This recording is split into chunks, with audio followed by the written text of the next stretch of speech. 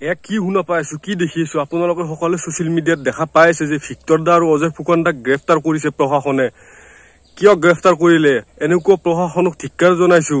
যিসকলক গ্ৰেফতাৰ কৰিব লাগে সেই সকলক মানে এচি ৰুমৰ ভিতৰত বহুৱাই এই জুবিন প্ৰেমী ৰাইজসকলক গ্ৰেফতাৰ কৰি আছে। জুবিন অনুৰাগী সকলক গ্ৰেফতাৰ কৰি আছে, মাৰপিট কৰি আছে, বহু ধৰণৰ মানে ঘটনা সোশ্যাল মিডিয়াত দেখা পাই আছো, আপোনালোকেও দেখা পাই আছে।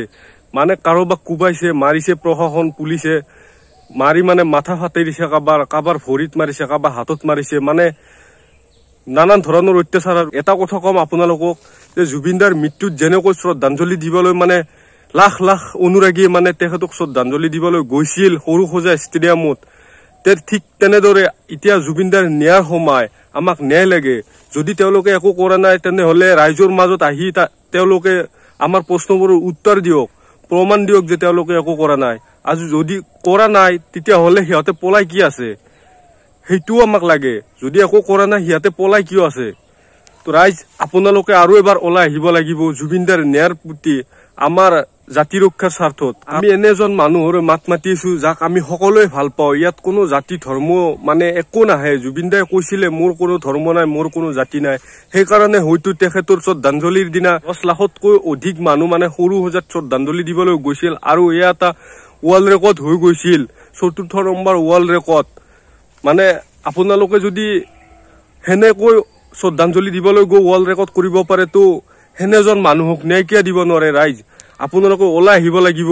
ঘৰত থাকিলে নহব, ভিডিঅ'বোৰ চাই কেনে লাইক শ্বেয়াৰ কৰি থাকিলে নহব, আপোনালোকে মাত মাতিব লাগিব। কাৰণ জুবিনদাৰ দৰে মানুহ এজনে যদি ন্যায় নাপায়, আমিতো সামান্য মানুহ। যদি আমাৰ কেতিয়াবা, আপোনাৰ যদি কেতিয়াবা পৰিয়ালত কাবাৰ কিবা হয়, মোৰ যদি পৰিয়ালত কাবাৰ কেতিয়া কিবা হয় বা নিজৰে যদি হয়, তেনেহলে আমি ক'ত ন্যায় পাম? আপোনালোকে এবাৰ ভাবি চাওক।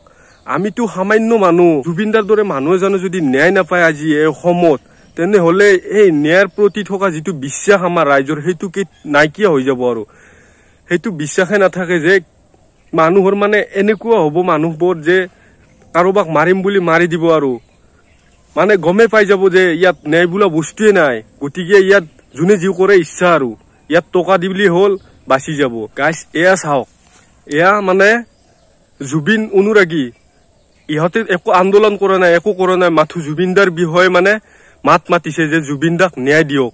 আৰু এই কথাষাৰ কোৱাৰ হৈ প্ৰশাসনে ইহঁতক কেনেদৰে গুৰুতৰভাৱে আঘাত কৰিছে চাওক আপোনালোকে। এই ল'ৰাটোক কেনেদৰে কোবাইছে আপোনালোকে ভিডিঅ'টো চাওক, মই দি দিছো। আৰু এয়া চাওক, ভিক্টৰ দা আৰু অজয় ফুকনক গ্ৰেফতাৰ কৰিছে। না জোনমণি ৰাভাই ন্যায় পালে, না নীল উৎপলে ন্যায় পালে। এতিয়া জুবিন গাৰ্গৰ সময়। ৰাইজ আপোনালোকে এতিয়াও যদি সজাগ নহয়, আপোনালোকে এতিয়াও যদি ওলাই নাহে ন্যায়ৰ কাৰণে, তো যদি ভৱিষ্যতত আপোনাৰ মোৰ কিবা হয়, তেনে ক্ষেত্ৰত ন্যায় বিচাৰি ক'ত যাব, কাৰ ওচৰত যাব? কাৰণ জুবিনদাৰ দৰে মানুহ এজনে যদি ন্যায় নাপায় আজি, তেনেহলে আমিতো সাধাৰণ মানুহ। আৰু ন্যায়ৰ মাত মাতা এইটো কি অপৰাধ নেকি? ন্যায় লাগে আমাক। গাইজ এতিয়া জগাৰ সময়, এতিয়া যদি শুই থাকা কেতিয়াও আৰু হাৰি নাপাবা। গতিকে আপোনালোকে মোৰ ভিডিঅ'টো চাই, মই সৰু ক্ৰিয়েটৰ, নাজানো এই ভিডিঅ'টো কিমান দূৰ যাব, কিন্তু তথাপিও চেষ্টা কৰিছো মাত মাতিবলৈ। আপোনালোকে চেষ্টা কৰক এবাৰ। জুবিনদাক ন্যায় দিব লাগিব যাতে জুবিনদাৰ আত্মাই শান্তি পায়। গতিকে এইখিনিতে মোৰ ভিডিঅ'টো সামৰণি মাৰিছো। আৰু ভিডিঅ' দিম মই, এনেকুৱা ভিডিঅ' দিয়ে থাকিম মই যেতিয়ালৈ জুবিনদাই ন্যায় নাপায়। জয় জুবিনদা, জয় আই অসম।